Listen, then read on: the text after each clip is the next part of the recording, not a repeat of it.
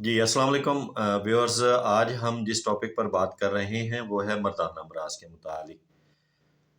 مردانہ امراض میں یہ جو معجون ہم آج تیار کریں گے یہ بہت ہی اچھا مقوی با ہے اور دفع صورت انزال۔ ایسے لوگ جنہیں مردانہ امراض کا سامنا ہے، مردانہ کمزوری ہے، انتشار صحیح نہیں ہوتا اور وہ ادویات استعمال کر کے تھک چکے ہیں اور انہیں کوئی چیز فائدہ نہیں دے رہی، تو انشاءاللہ اللہ کے حکم سے یہ ایک ایسا نسخہ ہے جو کہ اپنی تعریف استعمال کرنے کے بعد آپ اس کی تعریف کریں گے، اور اس جیسا عمدہ نسخہ نہیں ہے اس کے مقابلے میں، اور کوئی اتنا کاسٹلی بھی نہیں ہے۔ جسم کو فربا کرتا ہے، جسم کے اندر خون بناتا ہے، رنگت کو بھی ساتھ ساتھ یہ سرخی مائل میں لے کے آتا ہے، اور ساتھ ساتھ جو مردانہ امراض ہیں ان کے لیے یہ بہت ہی بہترین اور عمدہ جو ہے وہ نتائج رکھتا ہے یہ نسخہ۔ تو اس کے لیے آپ نے کیا کرنا ہے کہ سب سے پہلے آپ نے گوکھڑو دکنی آپ نے 1 پاؤ کے برابر لے لینا ہے، اور اس کو اچھی طرح جو ہے آپ نے پہلے باریک پیس لینا ہے۔ اسے پیسنے کے بعد آپ نے روغن زرد لینا ہے۔ روغن زرد لے کر، یعنی کہ دیسی گھی لے کر، کوشش کیجئے گا گائے کا مل جائے تو وہ ویل اینڈ گڈ ہے، اصل گھی ہو اس کے اندر آپ نے اس کو بھوننا ہے۔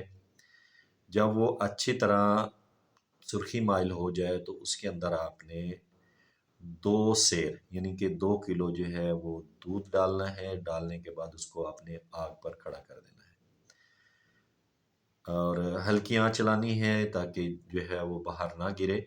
جب دیکھیں کہ وہ کھوئے کی مانند ہو گیا ہے، دودھ سارا خشک ہو گیا ہے، اور جو آپ نے گوکھڑو دکنی ڈالا تھا وہ بالکل جو ہے اس کے اندر کھوئے کی مانند ہو گیا ہے، جب کھویا بن جائے اس کے بعد آپ نے کیا کرنا ہے، جائفل لینی ہے، جل پتری لینی ہے، لونگ لینے ہیں، تیز پات لینا ہے، دانہ الائچی خرد لینا ہے آپ نے، اور مستگیر رومی آپ نے لینا ہے، اور زعفران اصلی اور موسلی سفید۔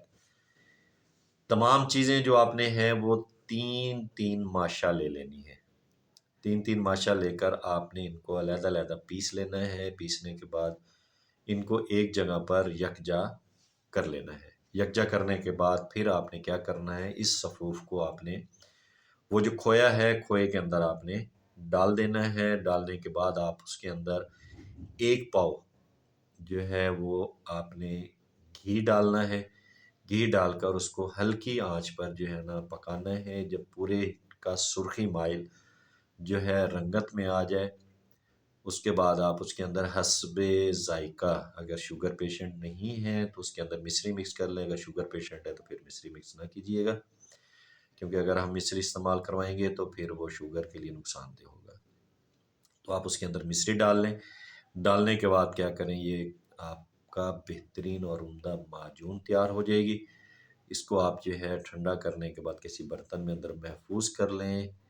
2 تولہ سے 3 تولہ تک آپ جو ہے آزمائیں اس کو، انشاءاللہ اللہ کے حکم سے دودھ کے ساتھ استعمال کریں، ویل اینڈ گڈ ہے۔ اگر دودھ نہیں ہے تو ویسے بھی استعمال کر سکتے ہیں، اچھا ذائقہ بن جاتا ہے۔ تو اس کے بعد آپ اسے استعمال کریں گے تو انشاءاللہ اللہ کے حکم سے اس سے بہتر آپ کو نسخہ قوت بہا اور صورت انداز کے لیے نہیں ملے گا۔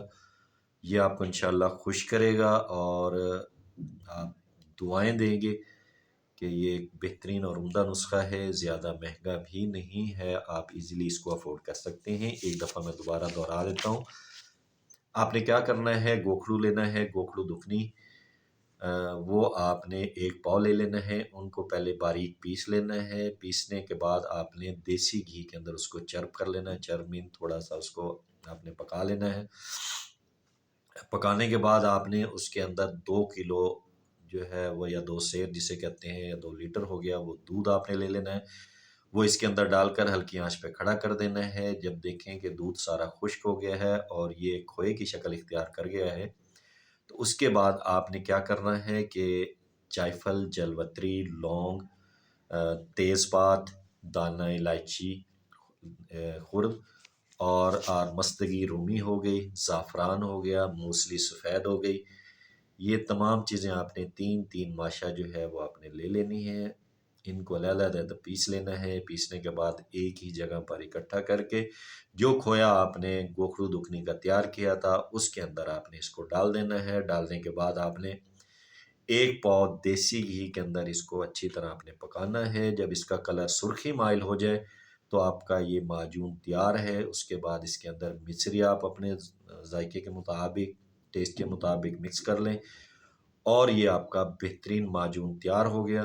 یہ آپ اپنے پاس محفوظ رکھیں، اور آپ ڈیلی جو ہے وہ 2 سے 3 تولہ، 2 تولہ اگر 1 تولہ صبح ہو گئی، 1 تولہ شام ہو گئی، دودھ کے ساتھ استعمال کریں تو بہت اچھا رزلٹ آئے گا۔ اگر آپ دودھ اویلیبل نہیں ہے اور پانی کے ساتھ استعمال کرنا چاہتے ہیں تو کر سکتے ہیں۔ کچھ پیشنٹ ایسے ہوتے ہیں جو کہ دودھ استعمال نہیں کرتے، یا تو انہیں الرجی ہوتی ہے یا کوئی اور مسائل کا سامنا کرنا پڑتا ہے، تو آپ اس کو پانی کے ساتھ استعمال کر سکتے ہیں۔